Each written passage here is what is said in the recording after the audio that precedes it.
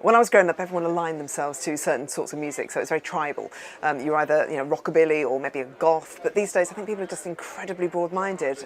Popular culture means that you can dip into any sort of music, and people are much happier, embracing a bit of disco and then maybe a bit of rock and then some hip hop and rap. And people just like good music, good songs. That's what people are into. I think it's really difficult for bands to have long careers at the moment, but the one thing that is possible is to get your music out there, much better than it ever was 20 years ago. So people can use YouTube to just upload their songs and their videos and reach a massive, massive audience. And if you're good enough, in the case of Ed Sheeran, then you can have great success. So it is easier in one way. Sustaining that career is an altogether different thing. Attitudes towards aligning yourself with a brand and being just having that business head have changed an awful lot.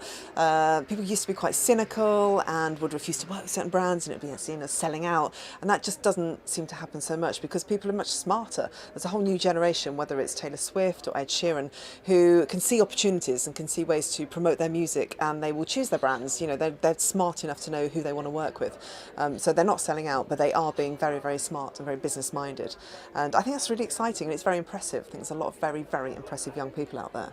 I think artists have just had to get a lot more business-minded now, and they're being very much more opportunistic.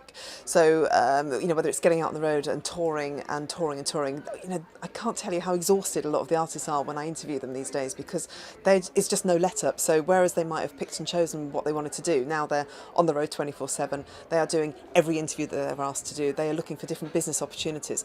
I got a Foo Fighters jigsaw puzzle the other day, which I thought was the funniest piece of promotional activity that I've seen before, but it just really shows you that people are thinking and looking for whatever they can possibly do, and so they are aligning themselves with brands because it's part of the new business model of being in a band and being successful and selling records and having a career. I can never give you a top tip, but I can say some names. I can throw some names at you of people that I really like. Tobias Jesso Jr. is a real talent. Tor Miller is.